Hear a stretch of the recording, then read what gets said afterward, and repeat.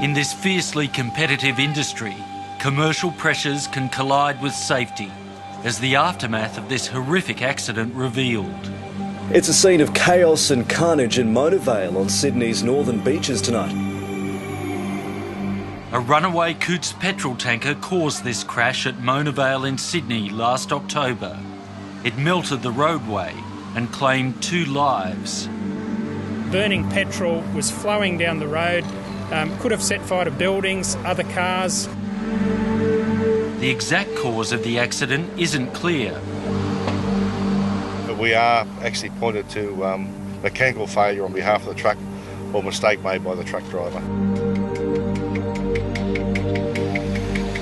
But a blitz on Cootes Transport after the crash revealed a litany of failures. In the space of a week, more than 200 defect notices were slapped on Cootes vehicles, nearly half for major defects such as brake failures and faults in steering or suspension. In industry terms, the level of defects in those Cootes trucks, how did it rate? It's probably the worst I've ever seen. Paul Endicott heads compliance operations for New South Wales Roads and Maritime Services. Over 30% of the defects, or the major defects, related to brakes in those vehicles. It's been made quite public that we were very concerned, and insofar as the company's ability to maintain its fleet and also repair it to the requisite standard. Cootes was a company that had a stellar reputation for safety and maintenance. What's gone wrong? You know, with tight margins and pressures that are applied, the company's probably been worn down to the bone. The people who do the job know that the equipment was no good. The majority of equipment wasn't any good. In a first, this insider is speaking out about the erosion of standards at Cootes Transport in maintenance, vehicle quality and safety. He's a long-standing employee and we've concealed his identity. I know for a fact of trucks being driven with very poor repaired jobs done on them, and they should never have been on the road. They should have been put on a tow truck, but they being continued to work. Trucks that have caught on fire. Trucks are simply well and truly over their service times. In the meantime, they just don't get looked at until they break down somewhere or something falls off. Mudguards fall off, sets of wheels fall off, brake hubs disappear, never to be seen again.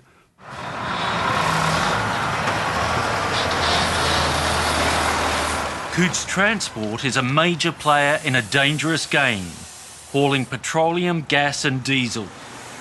Not so long ago, it was one of Australia's most respected trucking firms. It was a pin-up fleet. There's no other word to describe it. Ian Cootes started out with 1 truck in 1965 and became a transport titan, revered and renowned for his well-presented and well-maintained fleet. He used to replace his trucks every 5 years. Cootes the company reflected Cootes the man. What he built was a reflection of himself. He has a great love for things being tidy, in place, clean, immaculate even, in himself, in his company, in his trucks, his workshops. And the people around him seem to love working for him. But Ian Cootes sold the company more than a decade ago. Under subsequent owners, the fleet aged. According to well-placed insiders, maintenance hours were also cut back, while Cootes was owned by Champ, a private equity firm. When you're trying to use old, dilapidated equipment, it's a lot of stress on your drivers and your workshop and things. Things get left behind, safety just goes out the window.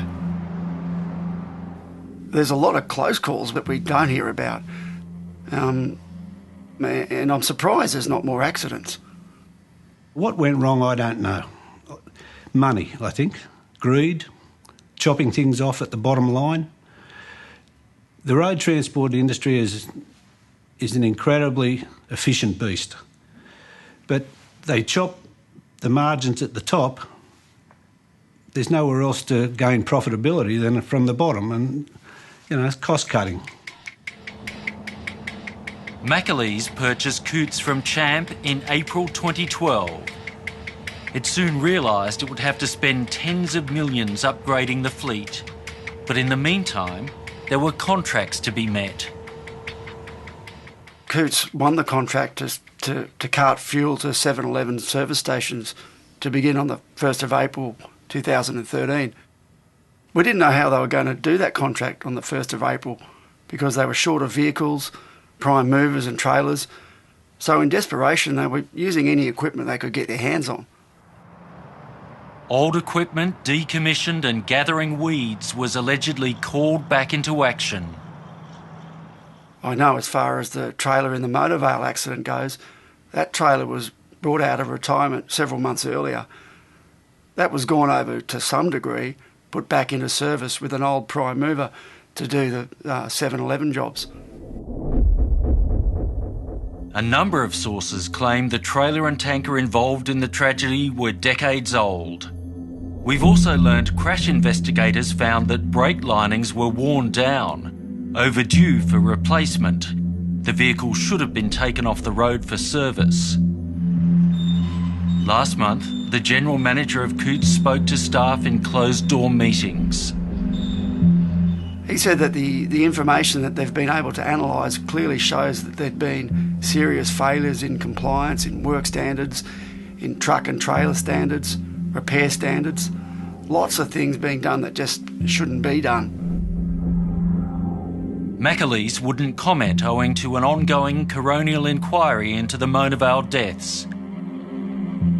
Champ Private Equity said that investment in maintenance and safety had been its highest priority, and that the Cootes fleet was maintained in accordance with all industry regulations and requirements.